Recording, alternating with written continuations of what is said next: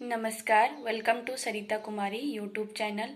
जैसा कि हमने इस चैनल के माध्यम से इकोनॉमिक्स से रिलेटेड एक सीरीज चलाई हुई है। अगर पसंद आए तो प्लीज़ लाइक एंड सब्सक्राइब करके बेल आइकन प्रेस कर दीजिएगा।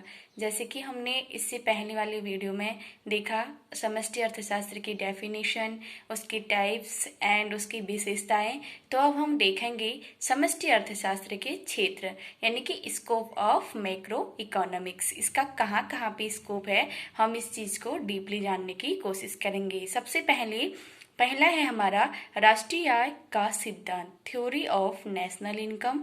दूसरा है रोजगार का सिद्धांत, थ्योरी ऑफ एम्प्लॉयमेंट। तीसरा है मुद्रा की पूर्ति का सिद्धांत, theory of supply of money.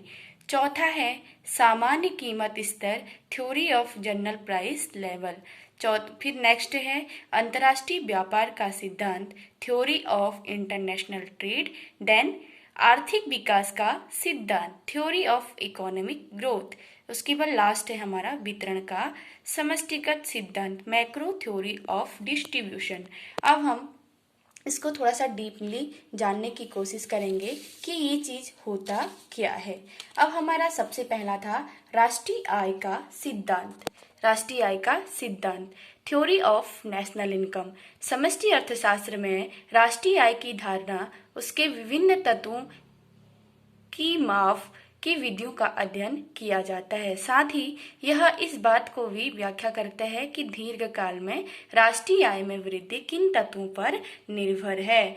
जो राष्ट्रीय आय का सिद्धांत है या फिर जो नेशनल इनकम थ्योरी है, इसमें यह बताया जाता है कि किसी देश की राष्ट्रीय आय नेशनल इनकम कैसे गेन होती है, किस प्रकार उसमें वृद्धि करी जा सकती है, लॉन्ग पीरियड के लिए उसे कैसे उन किन तत्वों से मिलाकर उसको लॉन्ग टाइम के लिए उसमें वृद्धि करी जा सकती है। ये सब राष्ट्रीय आय के सिद्धांत में बताया जाता है कि कितनी इनकम कहाँ से प्राप्त होती है, कौन सी इनकम कहाँ से आकर हमारी राष्ट्रीय आय का सृजन करती है। ये सब चीज़ें हम राष्ट्रीय आय के सिद्धांत में पढ़ते हैं। इन सब थ्योरी जितनी भी आ रही हैं इनको मैं आगे अलग से वीडियो बना के एक्सप्लेन करने की कोशिश करूंगी। नेक्स्ट है हमारा रोजगार का सिद्धांत, थ्योरी ऑफ एम्प्लॉयमेंट।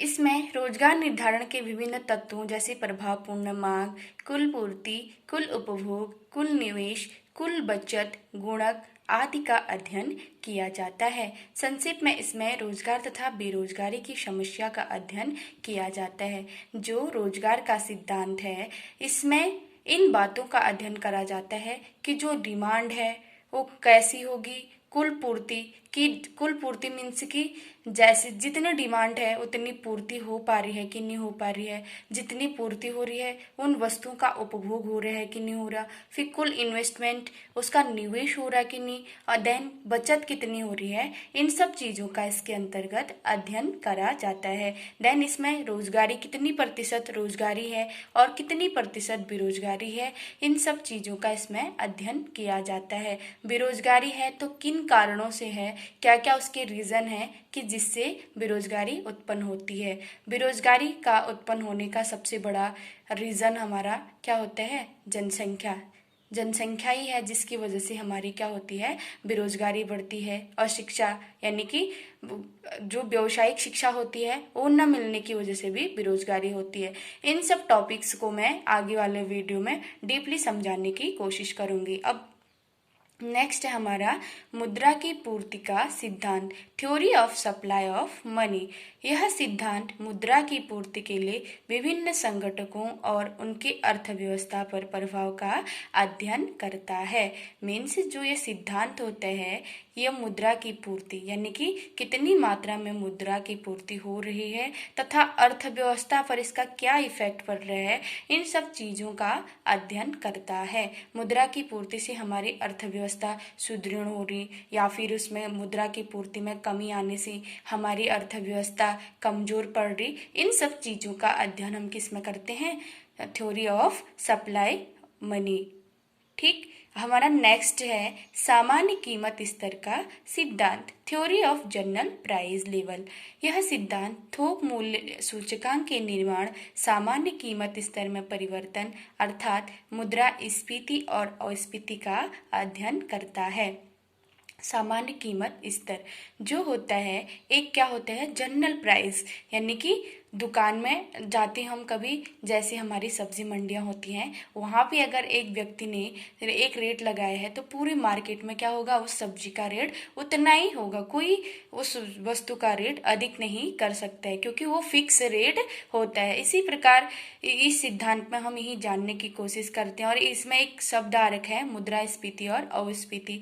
यह बहुत अच्छा टॉपिक है, इसको मैं आगे से डिटेल में समझाने की कोशिश करूंगी क्योंकि ये बहुत बड़ा टॉपिक है। अब नेक्स्ट है हमारा अंतर्राष्ट्रीय व्यापार का सिद्धांत, थ्योरी ऑफ इंटरनेशनल ट्रेड।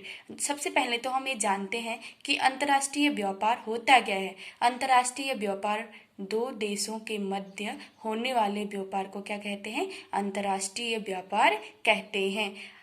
यह विभिन्न देशों के बीच व्यापारिक संबंधों, व्यापार के मूल्य और मात्रा, व्यापार की दिशा, व्यापार की शर्तों, विनिमय दरों का निर्धारण आदि का अध्ययन करता है। जो इंटरनेशनल ट्रेड होता है वो विभिन्न राष्ट्रों के मध्य होता है।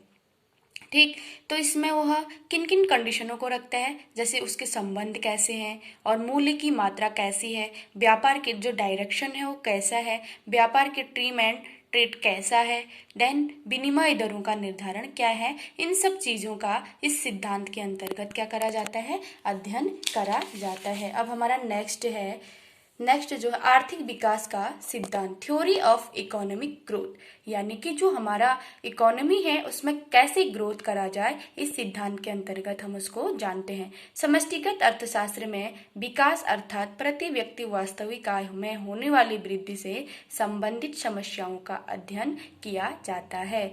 अल्पविकसित अर्थव्यवस्था के आर्थिक विकास का अध्ययन किया जाता है। सरकार की राजस्व तथा मौद्रिक नीतियों का अध्ययन भी किया जाता है। जो आर्थिक विकास का सिद्धांत है ये क्या करता है, अल्प विकसित अर्थव्यवस्था, यानी कि जो अर्थव्यवस्था अभी पूर्ण रूप से डेवलपमेंट नहीं हो रही है उसे क्या कहते हैं, अल्प विकसित अर्थव्यवस्था, यानी कि विकासशील अर्थव्यवस्था भी इसे कहा जाता है कि इसका भी पूर्ण रूप से विकास नहीं हो पाया है। ठीक, तो इस सिद्धांत के अंतर्गत अब हमारी अर्थव्यवस्था है उसको कैसे सुदृढ़ करा जाए, कैसे उसकी मौद्रिक नीतियों का उस नीतियों को अपनाया जाए जिससे कि क्या हो, हमारी जो आर्थिक अर्थव्यवस्था है वो सुदृढ़ हो सके। इन सब चीज़ों का हम इसके अंतर्गत क्या करते हैं, अध्ययन करते हैं। तथा जो प्रति व्यक्ति वास्तविक आय में किस प्रकार से वृद्धि हो सकती है, इन सब चीज़ों का हम इसके अंतर्गत अध्ययन करते हैं। अब हमारा लास्ट टॉपिक है वितरण का समष्टिगत सिद्धांत, यानी कि मैक्रो थ्योरी ऑफ डिस्ट्रीब्यूशन। समष्टि अर्थशास्त्र के अंतर्गत अर्थव्यवस्था के वितरण से समष्टि सिद्धांत का भी अध्ययन किया जाता है। इस सिद्धांत से ज्ञात होता है कि राष्ट्रीय आय में उत्पादन के विभिन्न साधनों का हिस्सा किस प्रकार निर्धारित होता है, अर्थात मजदूरों को कितना भाग प्राप्त हुआ है तथा उद्यमियों तथा भूमिपतियों को कितना भाग प्राप्त होता है। इसका संबंध आय के असमान वितरण से भी होता है। अब जैसे वितरण का समष्टिगत सिद्धांत या फिर आय का असमान वितरण, इसको हम सिंपली एक उदाहरण के तौर पर समझेंगे। जो आय का असमान वितरण होता है इसमें क्या होता है, जो उद्योगपति भूमिपति ये होते हैं ये पहले से ही क्या होता है, अमीर का अमीर रह जाता है, जो मजदूर होता है वो फिर भी मजदूरी रहता है, क्योंकि जो हमारे साधन होते हैं उनका वितरण असमान रूप से होता है। जो मजदूर वर्ग होता है वो हमेशा निर्धनी रह जाता है। इसीलिए इस चीज़ को हम आगे और डिटेल्स में पढ़ने की कोशिश करेंगे। Thank you so much for watching.